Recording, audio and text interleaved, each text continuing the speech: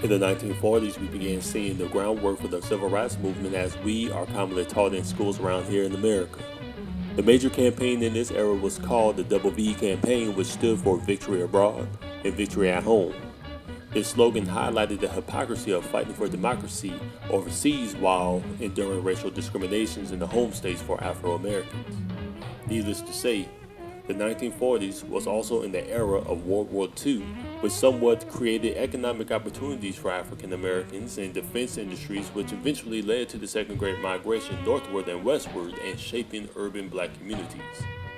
Even though the world was in the middle of a war, this did not stop the developing art movements within 1940s Afro-America. Although the Harlem Renaissance peaked in the 1920s, its influence persisted into the 1940s. Jazz continued to solidify itself as a symbol of Afro-American culture. Artists like Duke Ellington, Billie Holiday, and Ella Fitzgerald gained prominence. Writers like Richard Wright dropped his magnum opus, Native Son, in the 1940s, which became a certified American literary classic. But we talk about films here.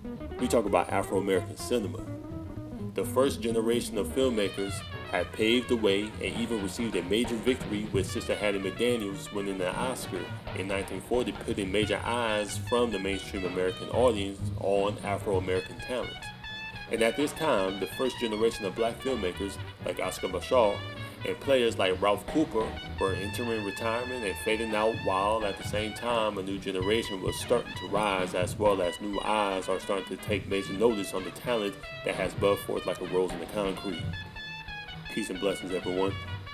I am your host, Reggie, and today we will be counting down the top 10 Afro-American films of the 1940s. Number 10, Go Down Death. Spencer William Jr.'s Go Down Death is about a successful juke joint owner named Big Jim who faces competition from the arrival of a new preacher named Jasper at a church in the town where many of Big Jim's customers are yielded to the call of Jesus Christ and attend church instead, causing Big Jim to lose customers. As a result, Big Jim conjures up a plan by trying to set up the preacher and ruin the preacher's name in hopes that the people at the church will unsanctify themselves and heed to the allure of the world, which is his juke joint. However, Sister Caroline, an elder in the community, is an obstacle to Big Jim's plans. Go Down Death gets its name from the poem of the same name from the book God's Trombone by James Weldon Johnson. Louisiana's own Spencer Williams made a simple and faith-based film that is a manifestation of the battle of good and evil in the eyes of the biblical God. Despite the low-budget cinematography and sound and sometimes subpar acting, the creativity of the story and the themes of faith and sin supplements these flaws in a huge way.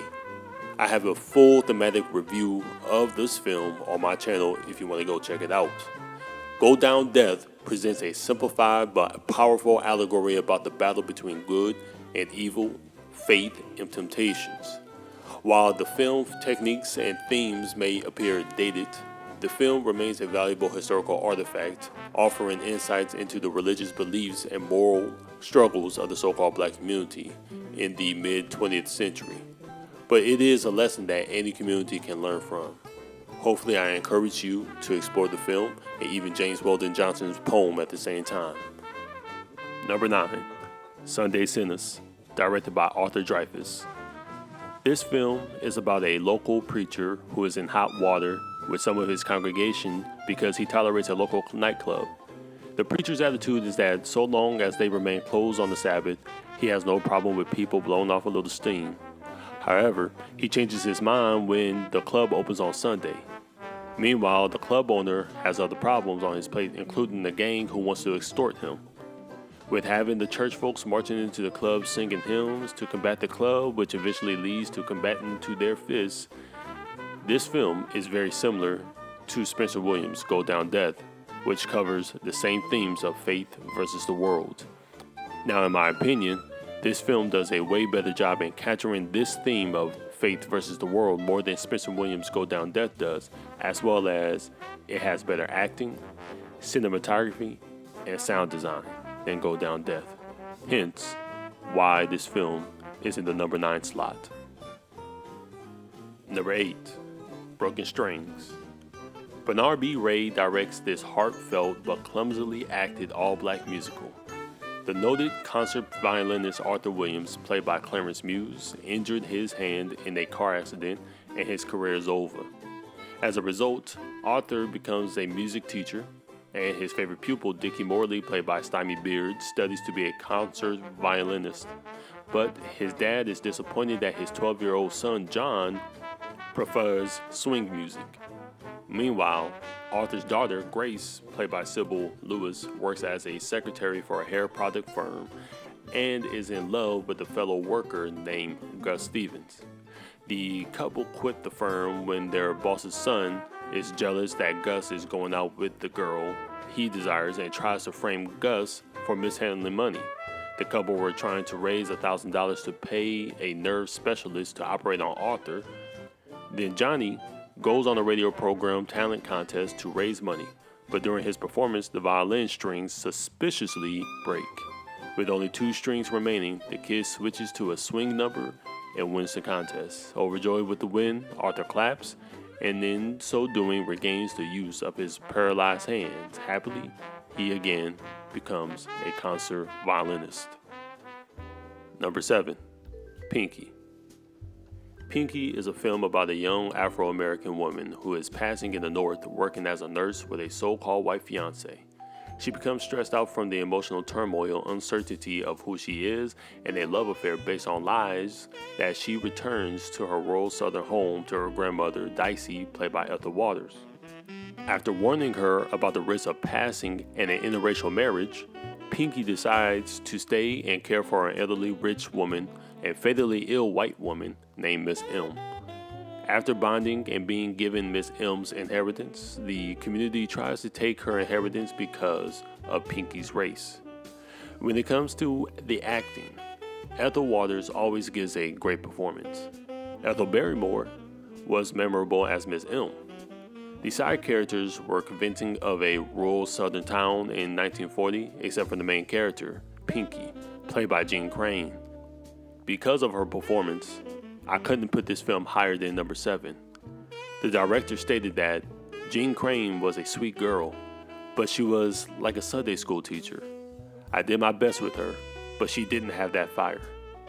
And despite being nominated for Best Lead Actress for this role, I definitely felt that same sentiment. It wasn't that she gave a bad performance, but the performance that she gave for a film that has a complex main character that was passing for white, running away from her issues, living back down south as a white woman, was very underwhelming and came off too pandering for Hollywood elitist eyes, unlike the other films that focuses on passing on this list and in past eras that touched on this topic even better. You felt that she was floating through her experiences without reacting to them. And what made me even look down more on the acting of our main character was that supposedly Dorothy Dandridge auditioned for the role. Now imagine that. However, because of the production codes and the anti-miscegenation laws of no interracial romance on screen, it makes sense for the casting. However, this caused the movie to feel less realistic in many ways when your lead player gives you an Alice in Wonderland-esque of a performance, only simplifying a complex character dealing with a complex issue. Therefore, I cannot punish the movie too much and will not deny the fact that it is still a good watch and a top 10 film that focuses on the plight and culture of Afro-Americans. Number 6, Miracle in Harlem. The 1948 film Miracle in Harlem is about a crooked real estate tycoon deceiving an honest and naive young woman out of her small candy store. When he is found dead, the girl is suspected of the crime. Beside the big industrial boss, we got a dedicated secretary, a loyal henchman, a no-count son, an upright boyfriend, a sickly grandmother, an understanding pastor, and an assortment of cops who jump to conclusion, underhanded characters who lurk about, and girls who entice. And there's steppin' fetchin' plain steppin' fetchin'. In short, there are all the elements of a standard murder mystery drama, which is what the film essentially is. At times, the acting may feel slightly cartoonish or like I'm watching a theater play, but overall the acting was solid. The star, the lead actress Sheila Guys, was the star of the show. She played a naive, trustworthy soul that becomes under duress when she's accused of murder. Her body language and line delivery was convincing as a person who knows they're innocent and will give off erratic speech patterns under interrogations. The other players as a whole does slowly grow on you, and the performance gets better as the film goes on. The best directed scenes were the scenes that had music present. Not to say the non-musical scenes were directed badly, but it is evident that the scenes where music was present, the director put his best effort from acting, blocking, camera movements, and how the scenes overall was shot and edited, which is ultimately great things. Patience and fortitude, patience and fortitude, patience and fortitude, and things will come your way. When you have solitude, life can be dull and rude, but patience and fortitude, and things will come your way. Because there are many race films at this time where the scenes that blended music and the narrative, they usually came off tacky and not cared for with diligent care. Though this film is labeled as a musical, at times it really doesn't feel like a musical. However, when the music numbers came, it was entertaining. There's realism towards the music numbers, such as the congregational hymns and singing of the hot jazz. The pop-type numbers are first-rate, and the Watch Out number by the Lynn Proctor Trio is worth far more the price of admission. If you like a film that is not touching on the issues of race, but just a good murder mystery story about the value of integrity and to be aware of those who you enter business with, this is a fine film. Though not lavish, it's still interesting for its genre, but entertaining in its own right. Hence, why this film is number 6 on this list. Number 5, Lost Boundaries. The film follows Dr. Sam Johnson, an Afro-American man who passes as a white man to practice medicine in a small and predominantly so-called white New England town. His decision is driven by the desire to escape racial discrimination and provide a better life for his family. As the story unfolds, secrets threaten to surface, and the family's livelihood and safety becomes jeopardized. Alfred L. Recker's direction in Lost Boundaries is marked by a thoughtful and respectful approach to sensitive racial themes. Workers focuses on capturing the emotional depths of the characters, especially the struggles of the Johnson family, with a clear moral intent.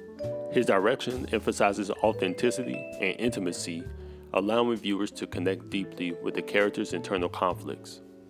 Worker uses close-ups and character-driven shots to highlight personal dilemmas and emotional stakes, creating emotional intimacy.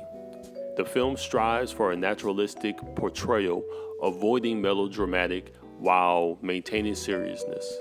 Workers aim to paint a nuanced picture of racial identity, emphasizing dignity and complexity. And with the choices of shots, the juxtapositions of the communities that the main characters were passing in, he leverages scenes of community confrontations and private moments to underline the societal pressures faced by the characters. These moments are carefully staged to evoke empathy and reflection. The editing style of Lost Boundaries complements the director's intentions by maintaining a steady pace that balances narrative development with character focus. The editing contributes to the film's emotional resonance and realism. The film profoundly examines racial passing, a complex phenomenon where individuals conceal their black identity to avoid discrimination. It highlights the painful choices faced by those living in a racially divided society. Released shortly after World War II, the film serves as a critique of racial injustices, challenging viewers to reflect on societal norms and the true meaning of citizenship and identity. However, what will probably bother modern-day eyes are the actors actually being so-called white. Again, it's very easy to look in at this film in our modern day and shame it for telling the story of Afro-Americans but only casting so-called whites in the lead roles. But The story, same as Pinky, the story of the production goes as such. They were not going to be able to receive the proper funding and the proper film location approval if they had Afro-Americans actually as their lead. Same production codes restrictions that the film Pinky had to face.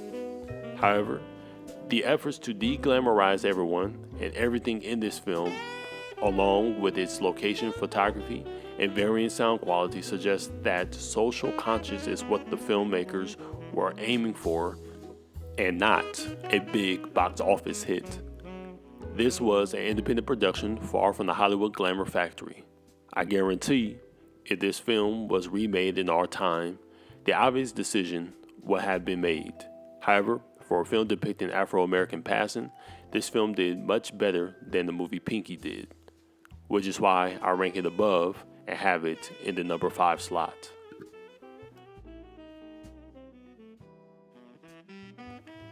Number 4, Home of the Brave.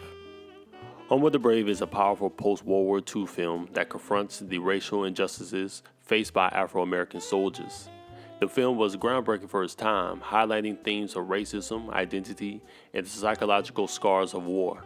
It was adapted from a teleplay by Arthur Miller, which added a dramatic and social commentary depth.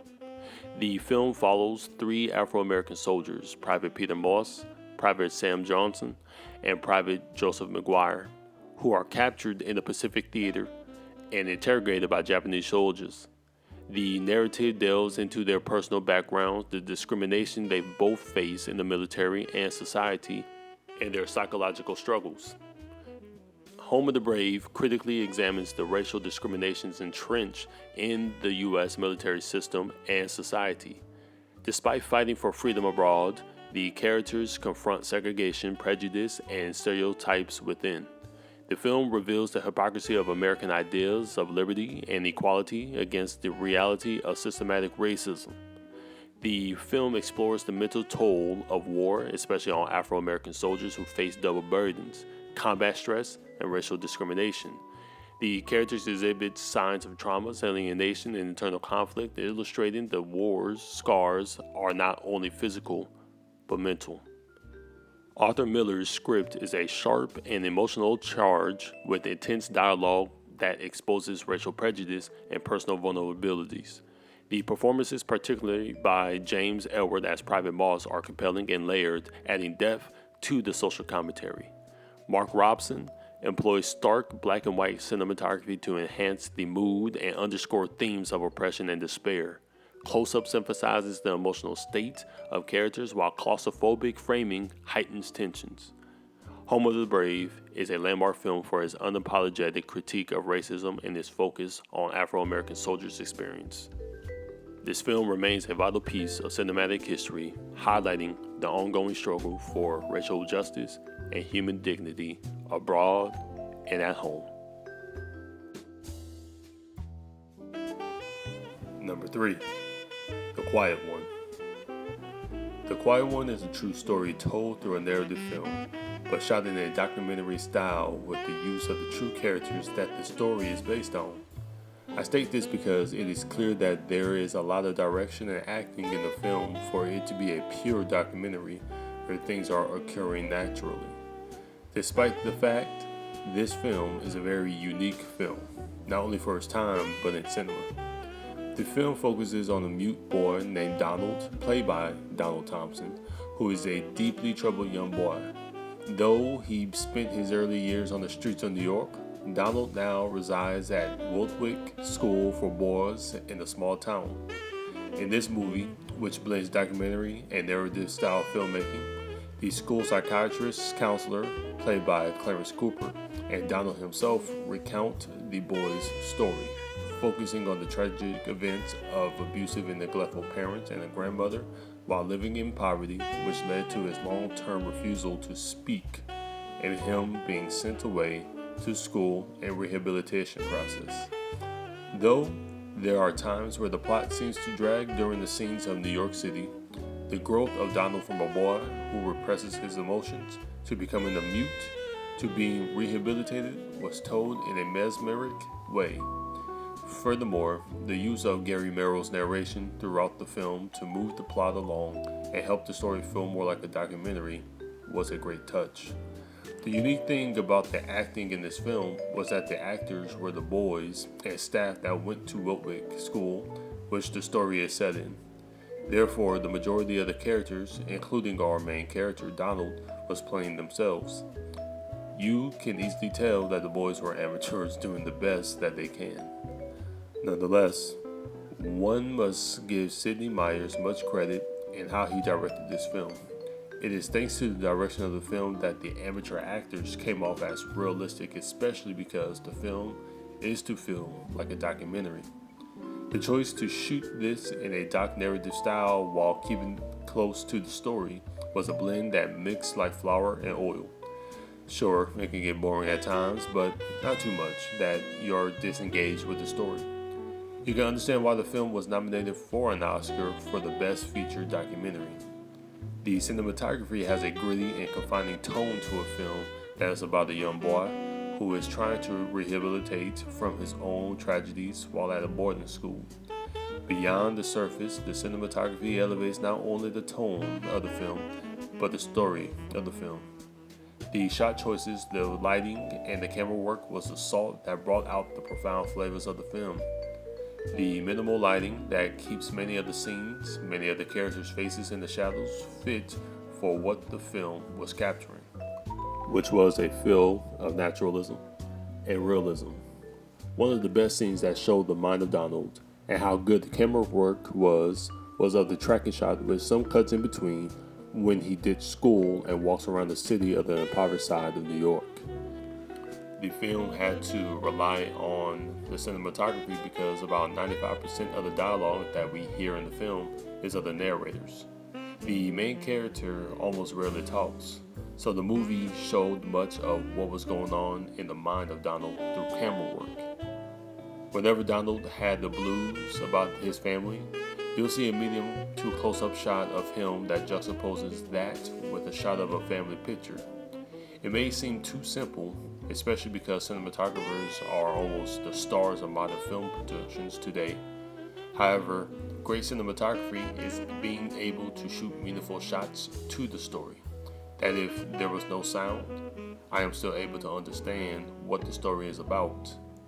That is what the film prospers in. Simple yet meaningful shots. Unique yet meaningful camera work. The visuals were consistent and coherent throughout the film, and it supported the quick documentary narrative style and tone of the film. Outside of the screenplay of the film, the editing was probably the best component of the film. Whenever Donald's mind was spinning in circles of frustrations, the editing would reflect this fast-paced, quick-cutting editing that caused an uneasiness to the viewing experience. But it puts you in the confused and angry mindset of the main character, Donald. One of my favorite shots outside of that style was when Donald is making a clay bowl and he is trying to make it into a shape of a seashell, but suddenly becomes frustrated. The editor juxtaposes that with him and his family at the beach and him digging in the sand. The powerful part of that scene is that the beach day is the family picture that is engraved in Donald's mind, showing that this was a memorable and fond day for Donald. That style and pace of editing remained consistent throughout the film. The sound design of this film was so good too. The strength of the sound was not the non-diegetic sound, but the sound that is natural to the world of the film, which was very effective. From the sound of the city to the sound of the rural. In a scene where Donald finally has a breakthrough moment, the sound of the train passing by elevated that scene to make it the most powerful scene of the film. The theme and message of the film was powerful, not in the cliche way that people will call films deep when they're really superficial.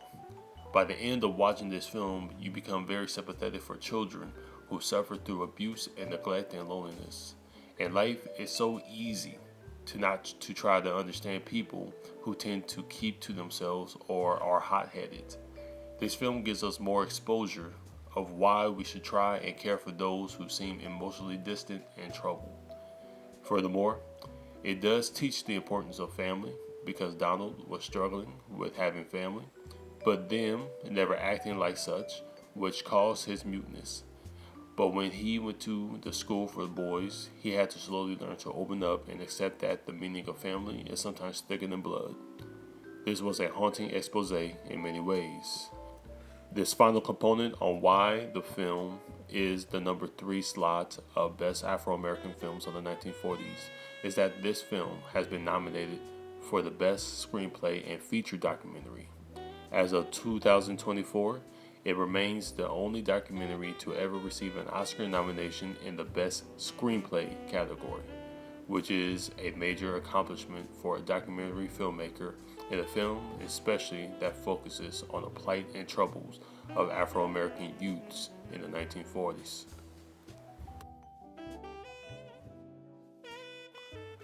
Number 2. Stormy Weather. Many films feature an all-star cast, but only to be underwhelming. Stormy Weather is not this case. In many parts, the film could be surprisingly overwhelming due to the star-studded cast and the story being told. This film is one of 2 Hollywood musicals, not musicals in general, that feature a majority Afro-American cast. The film is loosely based off the life of one of the first Afro-American film stars during the genesis of American cinema, Bill Bojangles Robinson. The title Stormy Weather takes its name from the 1933 song of the same name, sticking to the strong influence swing had in America starting in the 30s and now into the 40s. Stormy Weather, starring the famous Bill Bojangles Robinson, is about Mr. Bill Williamson recounting his past adventures to the neighborhood children. The film takes no idle time with getting into the main story. The majority of the film is told through a series of flashbacks. The first flashback begins within 2 minutes of the film, beginning with Mr. Williamson's returning home from serving in World War I in 1918 and going to a club where he first meets the little sister of his fallen comrade, Selena Rogers, played by Lena Horne. He gives her a gift from her fallen brother, which causes the two to spark an interest, and they dance like 2 lovebirds in the film's first choreographed dance number.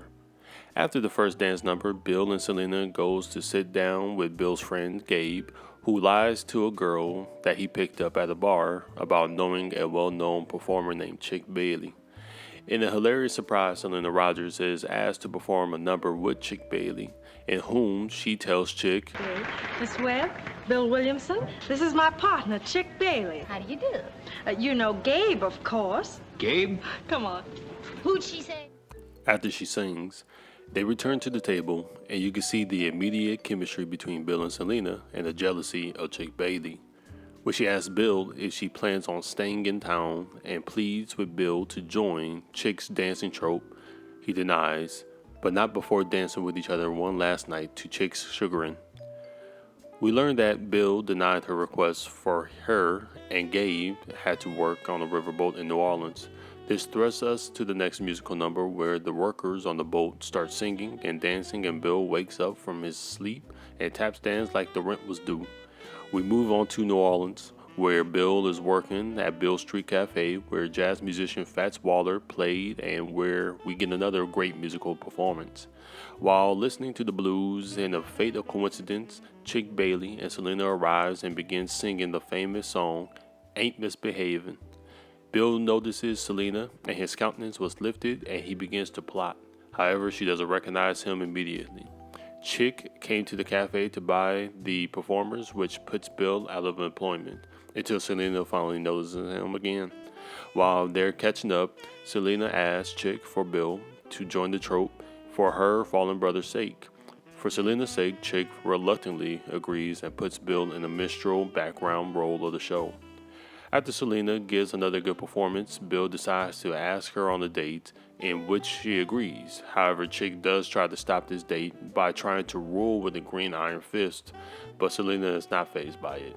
Bill questionably asks Chick if he could do a dance number, and Chick denies, manifesting his negative feelings towards Bill. As a result, in the next musical number, where Chick is the star of the show, Bill decides to tap dance on some drums during the musical number, unawares to Chick until the very end. This, of course, led to Bill being fired. Selena and Bill proceed to go out on the date, and when Chick tries to stop them with the green iron fist and leaves with Selena in his arms. We fast forward to Bill telling the story of having his own troupe but struggling with money until he reunites with his friend Gabe, who was working as a shoe shiner. While telling Gabe about his money troubles and worrying about losing the chorus girls unless he pays them, Gabe comes up with another plan to appear as a rich agent. Of course, a man in the trope recognizes Gabe, and here is where we get another great musical number. The plan quickly begins to fall apart when Selena enters and recognizes Gabe and ignorantly reminisces about the time he pretended to know Chick Bailey, referring to their first meeting. The plan falls apart completely, and during the show, when the man finally puts the face and the environment together, recognizing that Gabe was the shoe shiner, the chorus girls are rightfully pissed and jump Gabe before cousin Jake, a driver, gives them money he earned and becomes the angel Gabriel that Gabe wished he was.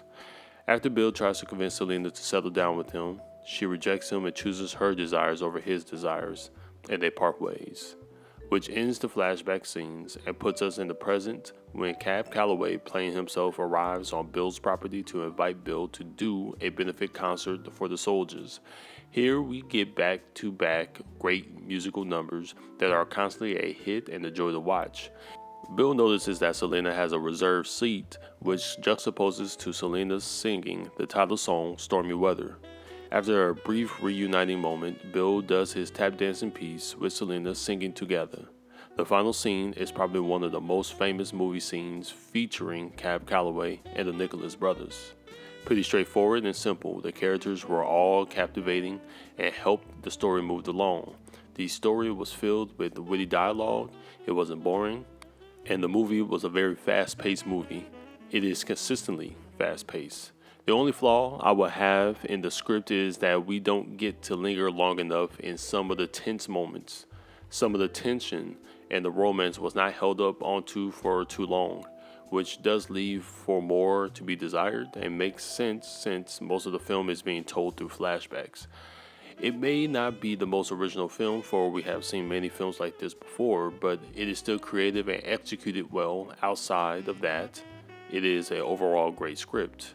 The acting is quintessential old Hollywood acting, in which there is not an over-reliance on dialogue, but actually acting things out, such as emotions. Since this is also a musical, we get to see choreographed dancing in which if a dancer is bad, therefore the acting is bad, while if the dancer is good, the actor's performance is actually good. So imagine if there is an actor in a musical that gives a good line delivery and sings but can't dance, and the director has to use a stunt double and the editor will have to edit that scene. The movie would not be the same. I guarantee that would make the musical look different and tacky. The cast in Stormy Weather was great overall. It achieved what you expect to see from an all-star cast.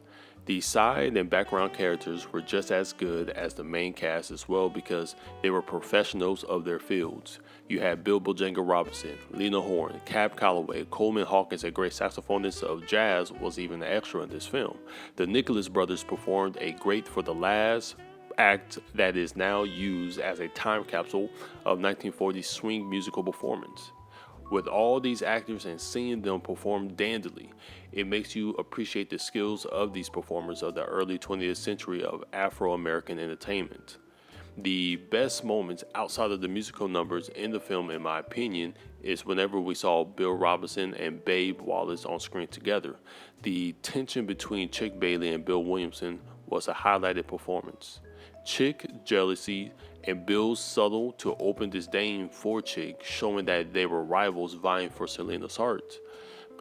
When it came to Babe Wallace's performance as Chick Bailey, it was pretty average but had very much good moments, because whenever his line was delivered, it was usually average, but when he had to perform or act through body language, he was great. He was great showing a jealous individual, yet pathetic because he never had a chance to win Selena's heart, for she was always interested in Bill. Bill Robinson's performance was just great overall.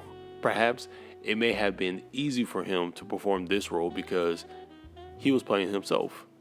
But outside of that, his dancing and singing was professional and perfect. His body language was on point. You could tell when he was happy, when he's unamused with one of Gabe's foolish plans, or when he's irritated with Chick's cheap shots.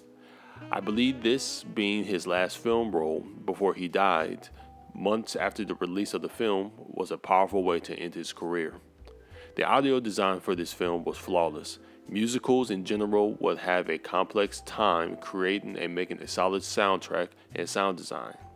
There was not one flaw I will complain about in this film. The performance of Stormy Weather was not even the best song of this movie. That is how good the soundtrack was. The scene where Bill Robinson is on the boat and pours down the wood shavings and starts tap dancing was the best use of both diegetic and non-diegetic sound simultaneously. The overall soundtrack of the film was perfect and was the major component that made this film as great as it is. The theme and messages of this film was simply about following your dreams no matter what obstacles are in the way. Not once did any of the characters say what I said. The story spoke this theme for itself as Bill's adventures weaves the themes of this film decently.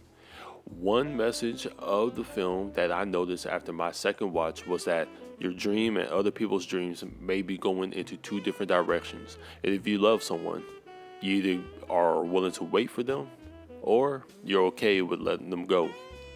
This was evident with the relationship betwixt Selena and Bill, where they constantly were going into two different directions and only was able to be together at the crossroads for a time before making another difficult decision of splitting apart. A hard lesson that most people have a hard time not only learning, but accepting that you may have to allow the person you love go. Stormy Weather is renowned for featuring an all-black cast comprising legendary performers such as Bill Bojangles Robinson, Cab Calloway, Lena Horne, Fats Waller, and Dooley Wilson. The film was groundbreaking in showcasing Afro-American talent during Hollywood's golden age, a period when racial segregation and discrimination severely limited opportunities for black artists. Furthermore, this was also Bill Robinson's final film before he left this earth. The film celebrates jazz, swing, and blues genres rooted in Afro-American culture. Lena Horne's performance and the musical numbers like Stormy Weather have become iconic, influencing the portrayals of Black America in American cinema. The Nicholas Brothers number is engraved to the American bloodstream when it comes to the examples of what is swing. It was also released during World War II. Stormy Weather provided a rare platform for black cultural expression amidst a time of widespread racial inequality.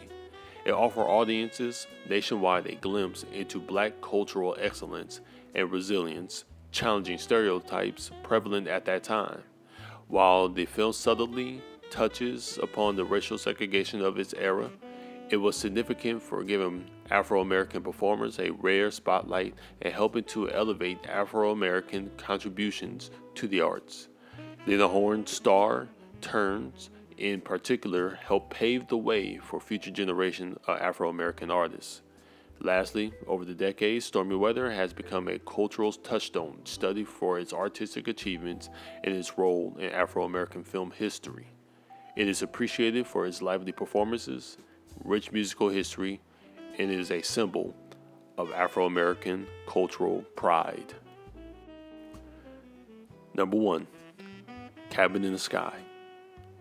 This story, adapted from the Broadway musical by John Harold and Lynn Root, weaves a fantasy allegoric narrative that explores themes of morality, redemption, and the Christian faith. The film felt like a story straight out of Zora Neale Hurston's collection of folklore like Mules and Men, for the story is about a compulsive gambler, Little Joe Jack, played by Eddie Rochester Anderson, who dies in a drunken fight. When he awakens in purgatory, he is given 6 more months to live and prove that he deserves to be in heaven. He awakens, remembering nothing, and struggles to do right by his devout wife Petunia, played by Ethel Waters, while an angel known as the General, played by Kenneth Spencer, and the devil's son, Lucifer Jr., played by Rex Ingram, fight for his soul. The main character of the story, Little Joe, was a well-written character that displayed a sorry-looking soul that grows into a righteous fool for the sake of love while battling between the likes of Lucifer Jr.'s and his schemes. Petunia was a strong woman of faith that wasn't written like other women of faith that you would typically see in many Afro-American films, in which they are usually almost perfect and never changing. However, with Petunia, we see a strong woman of faith, but see even a strong woman of faith that has a breaking point and even wavers in her faith in God and goes reasonably out of character due to her husband's reputation of being a deadbeat worldly man. The side characters also played a very important role. The General, aka Little Joe's guardian angel, was an upright being that eschewed evil. The antagonist of the story, Lucifer Jr., was as a roaring lion conniving ways to ruin the soul of Little Joe so that he would go to hell within the 6-month trial that was placed upon him. Georgia Brown, played by Lena Horne, was the manifestation of the strange woman or the temptress to ruin Little Joe. Though a side character that shows up till about the halfway mark of the film, she has a great character arc that is very vital to our main character and the plot as a whole, where it doesn't feel like a reach. The story balances lighthearted musical numbers and serious moral themes of love, of faith, and the spiritual battles of good and evil that is carefully and smoothly curated into the story, often using humor and allegory. To modern-day viewers, the dialogue of the film and the lyrics of the films may seem very akin to minstrel. However, as I compare this to an Afro-American folktale you would read in Mules and Men by Zora Neale Hurston, the dialogue captures the essence of rural Southern Afro-Americans of this time. Therefore, a story like this that softly resembles the biblical story of Job fits being told in the rural parts of the American South. The acting of Eddie Rochester Anderson as Little Joe stands out greatly because he perfectly felt like a weak, goofy, and pathetic character that was gradually growing into the husband that Petunia wanted. Ethel Waters' performance as Petunia was authentic for a musical film as well. She did not feel like a caricature of the over-exaggerated black woman that was almost a mammy archetype, especially during this time. Her naturally bright smile and subtle flirtatious facial twitches she would do towards her husband show clearly that she was hopefully and hopelessly in love with Little Joe. The jazz numbers and choreography put all of the swing scenes of the past Afro-American films prior to this film back to amateur hour. Ethel Waters' charming singing fit for the tone of the story and of her character. Lena Horne's alluring charm as Georgia Brown mixed with her vocal prowess allured me to be tempted like Little Joe, specifically when they sang the musical number Life Full of Consequences. Even the fight scenes were performed and executed in full effect between Domino Johnson and Little Joe. All the actors performed excellently, and no one seemed to try to steal the spotlight from one another. You can feel the chemistry on screen between the actors, and throughout the whole film, you are always entertained whether they are delivering their dialogues or acting through their bodies or singing. It makes sense why this film is extremely enjoyable. Vincent Minnelli's direction emphasizes visual dreamlike appeal and musical integration. Though this is early in his directing career, Minnelli demonstrated a flair for vibrant staging, dynamic camera work, and blending narrative with spectacle. His approach enhances the film's fantastical elements, creating a lively, immersive experience, and you can also see the elements that you would see in his grandeur and future productions. The first and major theme of this film is love. We see the long-suffering love of Petunia for her gambling-addicted husband. We see how Little Joe was willing to change the wayward ways amidst the constant temptations from the principalities for his wife, Petunia. The second theme, and the most important theme throughout the film, was the power of having faith in the Most High. Immediately, we see the strong faith of Petunia and witness her strong faith in the Most High saving her husband's life.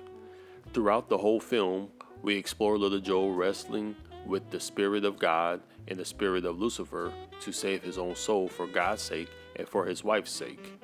Cabin in the Sky overall narrative reflects the Afro-American culture context and presents a moral allegory set in a fantastical heaven and hell. The film emphasizes the importance of virtue, love, and perseverance, infused with humor and positive messaging.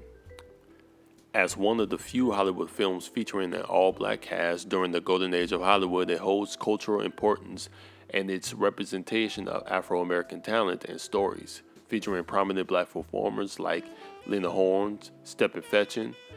It challenged racial stereotypes to some extent, though still within limitation of its era. The film is also significant for incorporating significant Afro-American musical idioms into mainstream cinema, contributing to the broader history of Afro-American cultural expression in Hollywood. With all that being said, Cabin in the Sky tops my list for the best Afro-American film of the 1940s.